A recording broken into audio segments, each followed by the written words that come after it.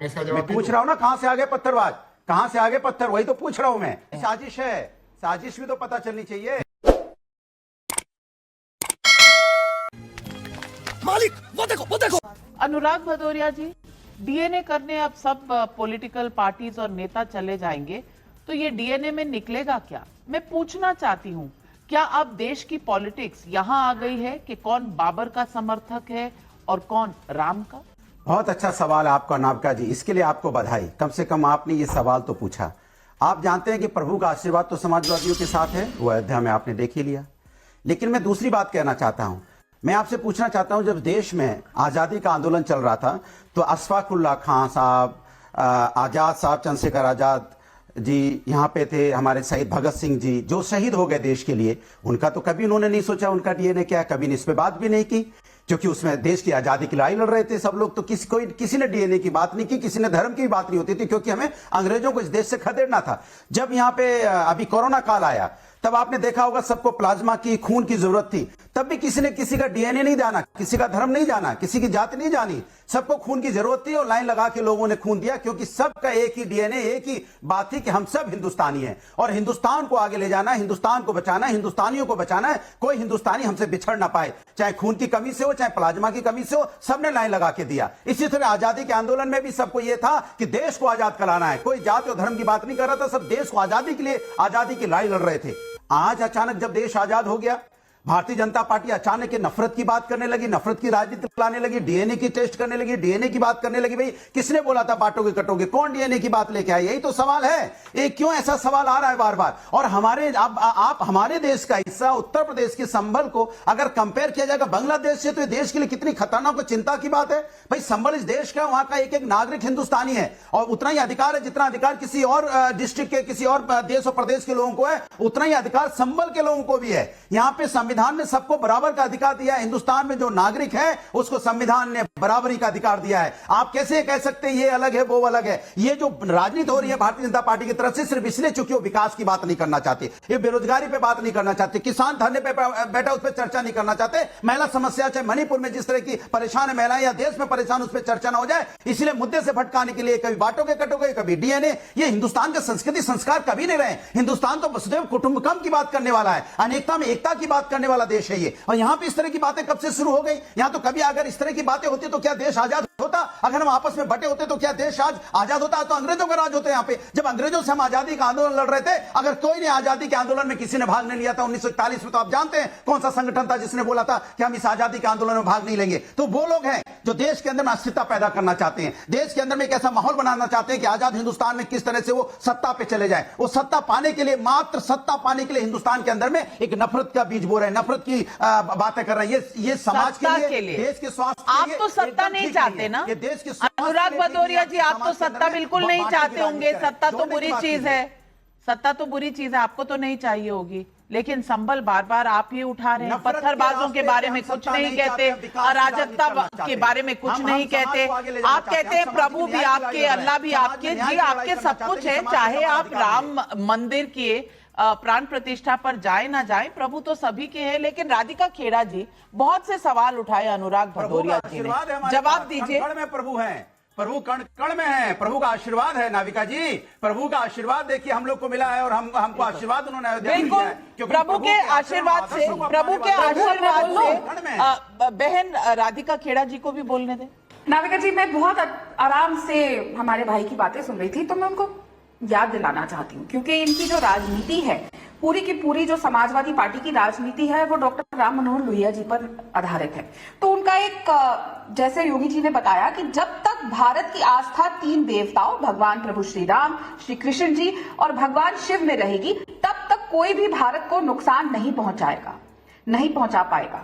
तो अब इनको भी आप बता दीजिए कि ये सब खिलाफ थे, जो इतनी लंबी लंबी अभी भाषण इन्होंने दिए हमारे समाजवादी पार्टी के प्रवक्ता हमारे भाई ने, तो इनको भी गलत बता दीजिए। आपकी तो राजनीति लोहिया जी के ऊपर ही है, पूरी की पूरी आपकी पार्टी का सारा विचारधारा उन्हीं की विचारधारा पे, और उनके विचार क्या है वो सामने है। और क्या गलत कहा योगी आदित्यनाथ जी ने, सच ही तो कहा। जो लोग इस देश की खिलाफत करते हैं, हिंदू मुसलमान में बांटने का काम करते हैं, जो लोग हिंदू धर्म की संस्कृति मिटाने का काम करते हैं। और बाबर ने क्या किया था, इतिहास आपने भी पढ़ा है, मैंने भी पढ़ा है, इतिहास में ये स्पष्ट तौर पे लिखा हुआ है। और हाँ नाविका जी, एक और बात, ये फिर कहते हैं कि इतिहास में छेड़छाड़ हमने करी है। ये इतिहास जो हम पढ़ते आए हैं कि बाबर ने क्या क्या किया था, इनके साथ ही कांग्रेस पार्टी ने ही वो किताबों में डलवाया था। तो उनके चेक और अप्रूवल के बाद ही, सोनिया मैडम और राजीव मैडम साहब के चेक के बाद ही वो हम पढ़ते आए थे। तो हमने तो उसमें कोई चेंज किया नहीं। और यही हमने पढ़ा है कि बाबर किस तरीके से बर्बरता करता था, बाबर किस तरीके से हिंदुओं को मारता था, किस तरीके से हमारे मंदिरों को तबाह करता था, किस तरीके से यहाँ पे कन्वर्जन का काम किया। तो अगर हम वही बात आज होते देख रहे हैं, उसको हम कह रहे हैं, तो इसमें गलत क्या है। डीएनए पे इतनी तकलीफ होती है। अब अखिलेश यादव जी अगर एक छोटी सी लड़की का डीएनए पूछ लेते हैं, जो शिकायत लगाती है कि उन्हीं के पार्टी के एक नेता ने बलात्कार करने की कोशिश करी, उसके साथ बार बार गलत काम किए, तब तो वो एक लड़की का डीएनए पूछ लेते हैं, तब उनको डीएनए की तकलीफ नहीं होती। आज वो स्टेटमेंट देख रहे हैं कि मैं तो संभल जाऊंगा, मैं उन लोगों की मदद करूंगा।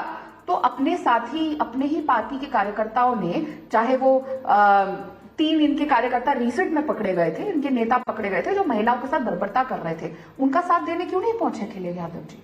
उनके लिए क्यों उनका दिल नहीं धड़का? तब अनुराग भदौरिया जी काउंटर, आज डीएनए की बात हो गई, वो भी बाबर की, तो चोट किसको लग रही है? अखिलेश यादव को। देखिए, आप बोल लो, क्योंकि सवाल ये नहीं है, आप सवाल को घुमा रही हैं। बीएचयू में जब बच्ची के साथ अन्याय हुआ तो कौन लोग थे, जरा बता दीजिए। मैं तो डीएनए भी नहीं पूछूंगा, किस पार्टी से थे, जरा इतना ही बता दीजिए नाम लेके।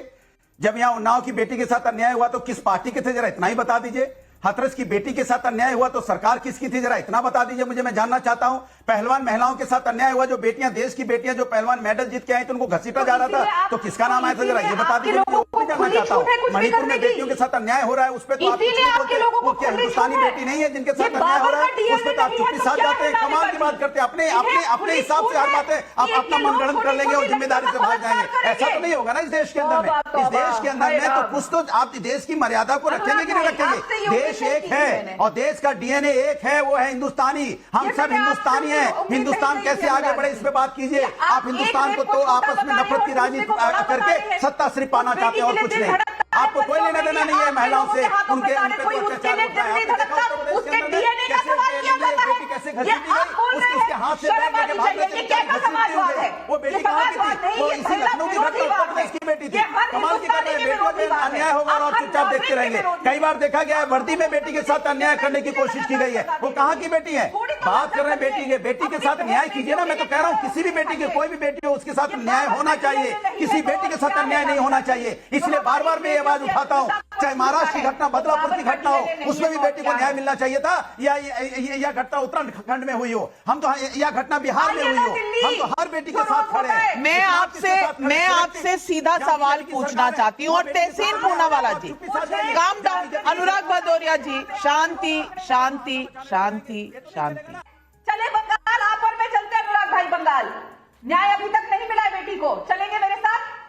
आप टिकट कराएंगे कि मैं कराऊं? बताइए। आज नाविका जी के शो पे अरे बंगाल में तो कानून भी बन गया, चलना चाहेंगे बंगाल में तो कानून भी बना, लोग जेल भी गए। कानून बनाया क्या आपने? ममता बनर्जी के खिलाफ हिम्मत है तो चैलेंज एक्सेप्ट करिए, चलेंगे मेरे साथ? अरे हम तो वैसे ही कह रहे हैं, हम तो कह रहे हैं बेटी को न्याय मिलना चाहिए, चाहे पश्चिम बंगाल की बेटी हो, उत्तर प्रदेश की बेटी हो, बिहार की हो, उत्तराखंड की हो, महाराष्ट्र की हो, बेटी तो हिंदुस्तानी है ना। हिंदुस्तानी बेटी को न्याय मिलना चाहिए। मैं तो सरेआम कह रहा हूँ, डंकी की चोट पे कह रहा हूँ। आप बताइए कि पहलवान महिलाओं को न्याय मिलना, हमारी पहलवान बेटियां थी, उन्हें न्याय मिलना चाहिए कि नहीं मिलना चाहिए? आप बताइए बीएचयू की घटना में बेटी को न्याय मिलना चाहिए कि नहीं मिलना चाहिए? बताइए आप। हाथरस की बेटी को न्याय मिलना चाहिए कि नहीं मिलना चाहिए? बताइए आप। हम तो कहते हैं बंगाल की बेटी को भी न्याय मिलना चाहिए। जी अनुराग भदौरिया जी, बहराइच तो नहीं गए अखिलेश जी? जी देखिए, बड़ा अच्छा सवाल पूछा है। वही नाविका जी मैं पूछना चाहता हूं कि वो लखनऊ में बहुत दूर नहीं है, भारतीय जनता पार्टी की सरकार, पूरी की पूरी कैबिनेट यहां रहती है। मात्र 7-8 किलोमीटर दूर लखनऊ में विकास नगर में अमन गौतम की पुलिस कस्टडी में मौत हो गई।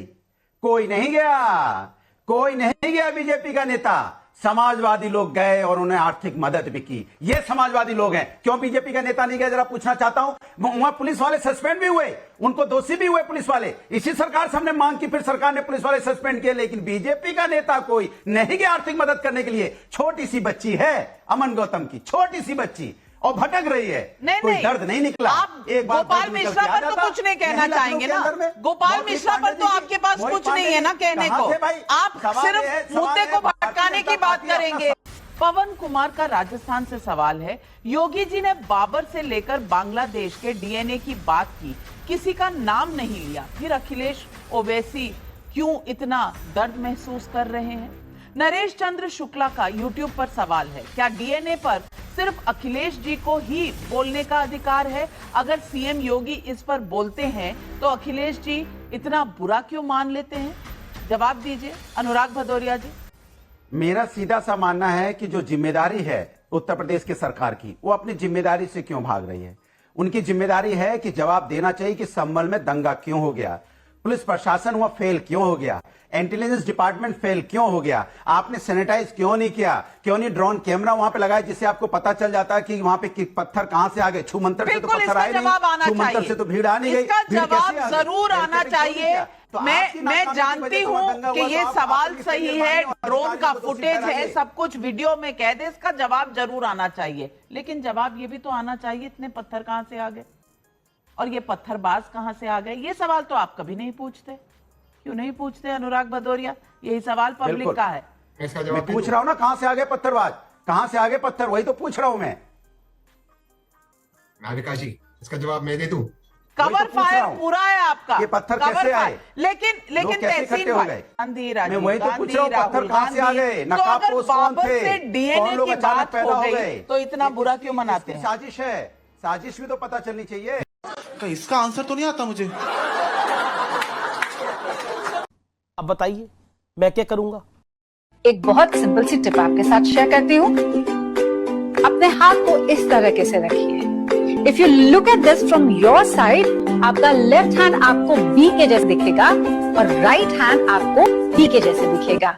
B and D. B for थोड़ी मदद रखिए। वे मैं तेरा मन पर